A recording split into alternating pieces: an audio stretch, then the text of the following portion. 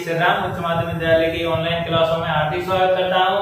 जैसा कि अपन पिछले 2 लेसनों के बारे में पढ़ चुके थे, आज अपन पढ़ेंगे लेसन नंबर 3 जिसका नाम है तंतु से वस्त्र निर्माण। तो आज इस लेसन में अपन क्या करेंगे कि तंतुओं से वस्त्र निर्माण किस प्रकार से किया जाता है, कैसे वस्त्रों का निर्माण किया जाता है और कौन कौन सी चीजों से वस्त्रों का निर्माण किया जाता है उसके बारे में पढ़ेंगे। ये अपन को कहां से प्राप्त होते हैं, ठीक है। तो देखो सबसे पहले इसमें नाम आया है तंतु, ठीक है ना, तंतु नाम आया है। तो तंतु देखेंगे सबसे पहले तंतु होते क्या है। आपने देखा होगा अपन धागे को लेते हैं तो धागे में जो ऐंठन होती है, ऐंठन का मतलब समझते हो उसके अंदर जो बल रहता है, तो उस बल को अपन खोलेंगे तो उसमें अपन को बारीक बारीक बहुत सारे रुएं दिखाई देते हैं। तो वही अपन के क्या रहते हैं, तंतु। वही अपन के क्या कहलाते हैं, तंतु कहलाते हैं। इनसे ही मिलकर के अपन के वस्त्र का निर्माण होता है।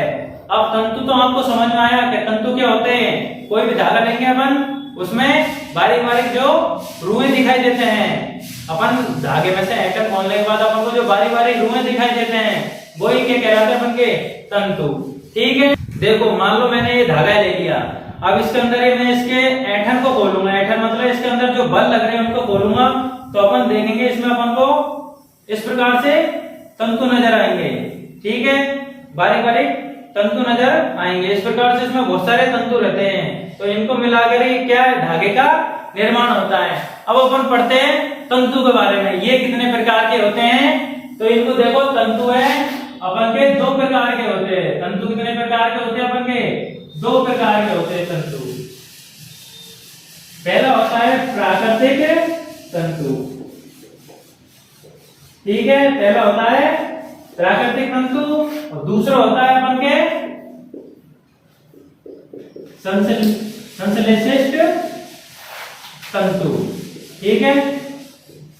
संश्लेषित तंतु, इसको अपन कृत्रिम तंतु भी बोल सकते हैं, ठीक है। इसको अपन कृत्रिम तंतु भी बोल सकते हैं। अब अपन इनकी परिभाषाओं पे आए तो परिभाषा में देखेंगे प्राकृतिक तंतु क्या होते हैं। जैसा कि अपन को नाम से पता लग रहा है कि प्राकृतिक मतलब प्रकृति से प्राप्त होगा। और प्रकृति से किससे प्राप्त होगा, या तो अपन को वो प्राप्त होंगे पादप से या जंतु से, ठीक है। इन दोनों से प्राप्त होंगे। तो प्राकृतिक तंतु क्या परिभाषा हुई कि वे तंतु जिनको पादपों या जंतुओं से प्राप्त किया जाता हो प्राकृतिक तंतु कहलाते हैं। अब ये तंतु कौन कौन से होते हैं, देखो अपन देखेंगे जो पादपों से प्राप्त होते हैं, पादप से जो तंतु प्राप्त होते हैं, ठीक है, उनको देखेंगे। पादप तंतु से प्राप्त होते हैं, एक तो है अपन की रुई, दूसरी है अपन की जूट या पटसन, ठीक है। पादपों से तो अपन रुई और या जूट या पटसन को प्राप्त करते हैं। और जंतुओं से जंतु से प्राप्त होने वाले तंतु, तो जंतु से अपन कौन से तंतु को प्राप्त करते हैं, पहला तो है अपन का क्या, ऊन, ठीक है। ऊन को अपन किससे प्राप्त करते हैं, जंतुओं से। दूसरा है अपन का रेशम, ठीक है। रेशम को अपन किससे प्राप्त करते हैं, जंतुओं से, ठीक है। अब इसके बारे में पढ़ेंगे अपन सबसे पहले रुई के बारे में। तो रुई को अपन कैसे प्राप्त करते हैं, तो रुई अपन कैसे प्राप्त करें, रुई कपास नाम का एक पौधा रहता है, कपास नाम का एक पौधा रहता है जिससे अपन रुई को प्राप्त करते हैं। कपास की खेती की जाती है, रुई के कपास के पौधे उगाए जाते हैं, पौधे बड़े हो जाते हैं, पौधे में फल आते हैं और ये फल क्या है, फल जब पक जाते हैं तो ये टूटकर बाहर निकलने लग जाते हैं जिससे अपन को रुई प्राप्त होती है, ठीक है। जो कपास के फल रहते हैं उन्हें अपन कहते हैं कपास गोलक। कपास में जो फल आते हैं उन्हें अपन क्या कहते हैं, कपास गोलक। और इनसे अपन को क्या प्राप्त होती है, रुई प्राप्त होती है। अब इससे रुई कैसे प्राप्त करते हैं, ये फल आ जाते हैं, पकने के पश्चात क्या है, इनके अंदर रुई निकलती है और बीज निकलते हैं। तो इनको पहले तो क्या उनके पास जो ये बीज और रुई निकलती थी, इनको पहले तो हाथों से अलग अलग कर लिया जाता था। प्राचीन समय में क्या था, इनको हाथों से अलग अलग करते गए। जैसे जैसे समय निकला उसके बाद इनको ककंदन प्रक्रिया द्वारा, कौन सी, ककंदन प्रक्रिया द्वारा इसको अलग करने लगे। और इस प्रक्रिया को क्या कहते हैं? कपास ओटना। इस प्रक्रिया को क्या कहते हैं? कपास ओटना कहते हैं। जैसे जैसे समय बीतता गया इसको कतरन द्वारा अलग करने लगे और इस प्रक्रिया का कहते हैं कपास ओटना। ठीक है, अपन को पहला था तंतु प्राप्त हो गया रुई से। ठीक है, इसके बाद आते हैं अपना जूट या पटसन। तो जूट या पटसन से कैसे प्राप्त करते हैं अपन? देखो इसमें भी वही है, जूट के पौधे लगाए जाते हैं। जूट के पौधे या पादप रहते हैं, उनको उगाया जाता है, खेती की जाती है। और जो जूट के रहते हैं जूट में से तंतु को कैसे प्राप्त करते हैं? जो तना रहता है जूट का, उससे तंतु प्राप्त किए जाते हैं। अब इन तंतुओं को कैसे प्राप्त करते हैं? तने से जूट के पौधे उगाए जाते हैं। ये पौधे बड़े हो जाते हैं। बड़े होने पुष्पन अवस्था में, पुष्पन अवस्था मतलब जब इसमें पुष्प आने लग जाते हैं पौधे में, तो इनको काट लिया जाता है और इनको पानी के अंदर गला दिया जाता है। जब इनका तना गल जाता है तो इनमें से क्या है? जूट के तंतु अपन प्राप्त कर लेते हैं और तंतुओं से अपन फिर क्या है? धागे का निर्माण कर लेते हैं। ठीक है, अगला अपन आता है जंतु तंतु। तो अपन इससे एक तो ऊन प्राप्त करते हैं और एक रेशम। तो ऊन कैसे प्राप्त करते हैं? ऊन को तो अपन प्राप्त करते देखो भेड़ से, खरगोश से, ऊंट से और बकरी से और याक से। तो ऊन को तो अपन इन जंतु से प्राप्त कर लेते हैं। इनके जो बाल रहते हैं उनको काट के अपन ऊन बना लेते हैं। ठीक है, और अगला आता है अपना रेशम। तो रेशम को अपन कैसे प्राप्त करें? रेशम में क्या है? एक रेशम कीट नाम का कीट रहता है। रेशम कीट नाम का एक कीट रहता है, उसका नाम होता है कोकून। ठीक है, क्या नाम होता है उसका? कोकून, जिससे अपन रेशम को प्राप्त करते हैं। और रेशम प्राप्त होने के पश्चात अपन इस तंतु से धागे का निर्माण कर लेते हैं। ठीक है, आया समझ में? अब हम इसके बारे में पढ़ेंगे। अगला है संश्लिष्ट तंतु या कृत्रिम तंतु।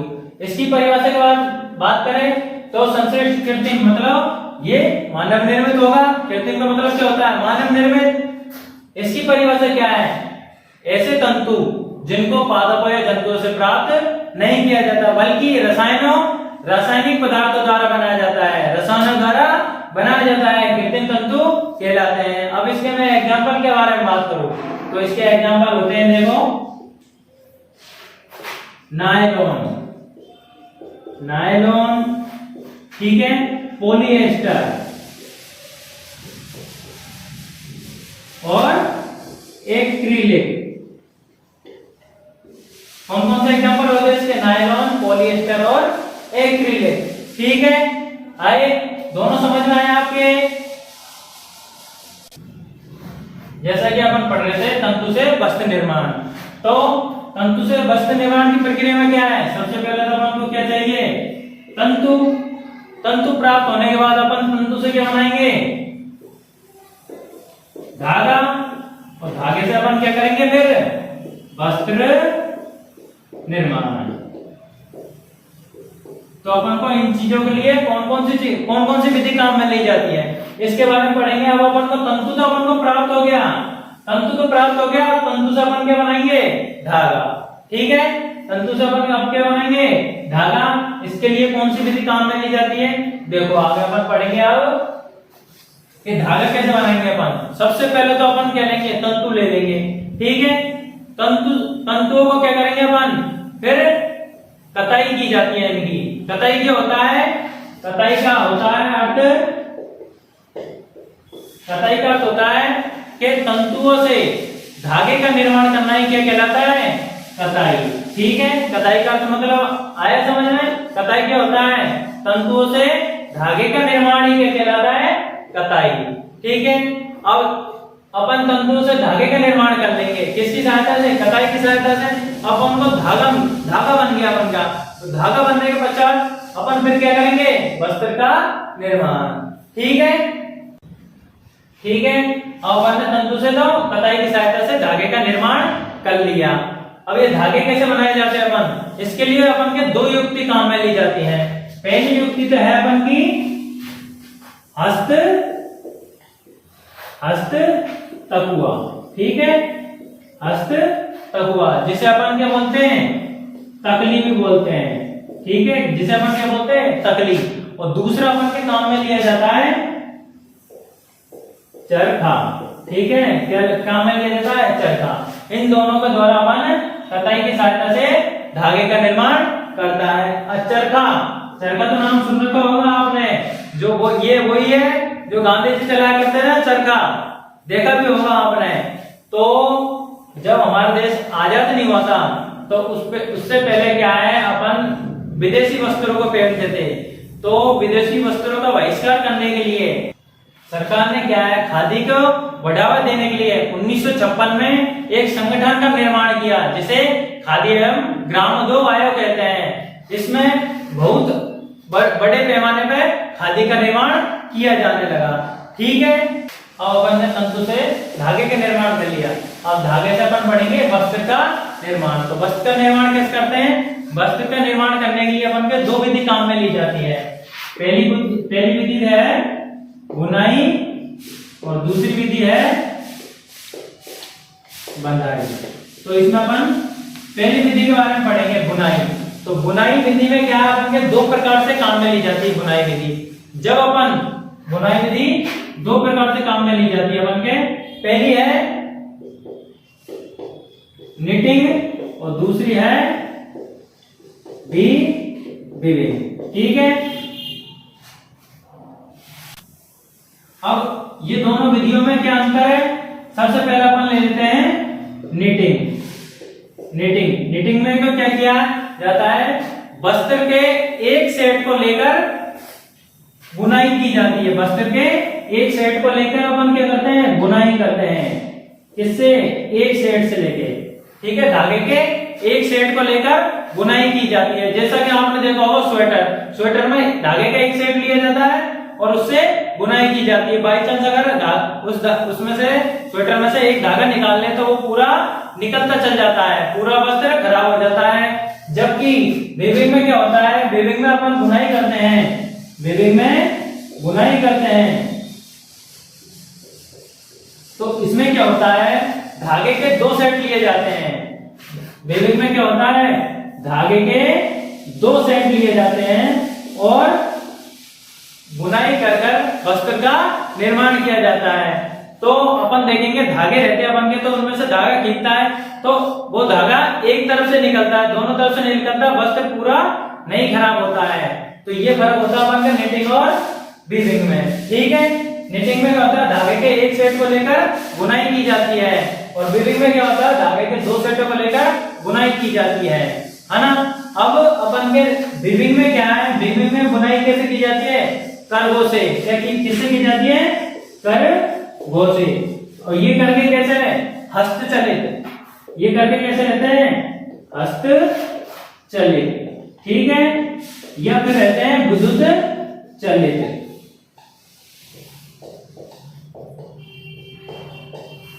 हस्तचलित का मतलब तो क्या है, हाथ से चलाए जाते हैं, और विद्युत चलित का मतलब क्या है, विद्युत से चलाए जाते हैं, ठीक है।